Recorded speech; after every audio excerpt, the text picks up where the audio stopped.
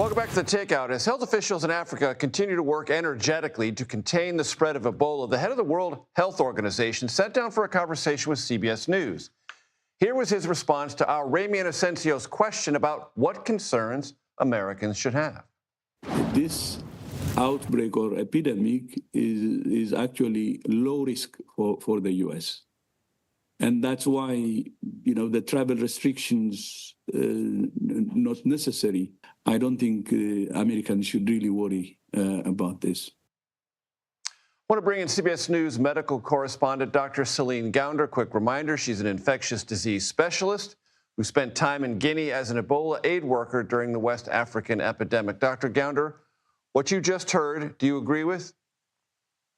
I think for Americans here in the United States, the risk is very low. So the way I put this sort of frame the risk, when I first heard about COVID, I was terrified. So that's back in end of December 2019, early January 2020.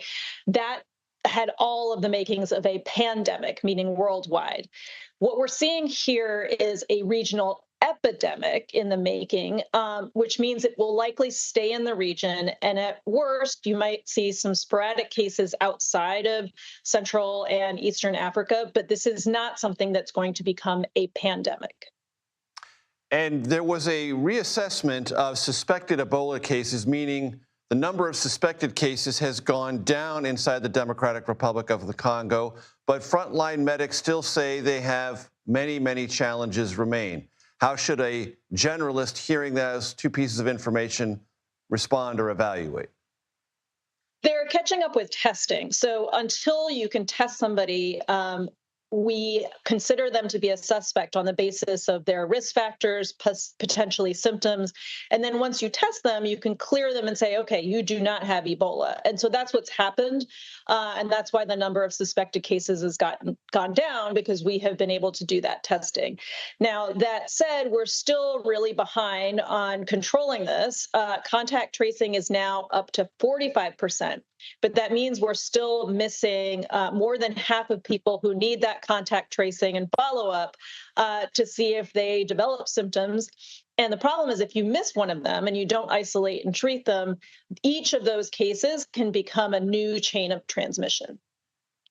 And the Secretary of State, also the National Security Advisor, Marco Rubio, was on the Hill this week. And at one point, he suggested the Trump administration is considering naming an official, maybe even a czar, to oversee the U.S. Ebola response. How do you evaluate that? Well, this was a really important move under President Obama during the 2014-2016 West African outbreak. He appointed Ron Klain to be Ebola czar at that time. Ron, many people may remember, was also chief of staff to Biden during his presidency. Ron was somebody who understood all of the different players, the agencies involved, the consummate Washington insider. And so it really depends on who is being appointed as Ebola czar during this outbreak. Is it somebody who understands how the system works, who understands and knows all the different players and how to coordinate? That's really what this job is about.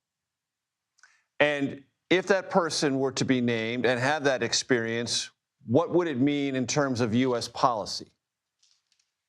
Well, I think you see better coordination among various different agencies. So right now, the State Department is actually taking lead. In the past, it was more of an HHS lead.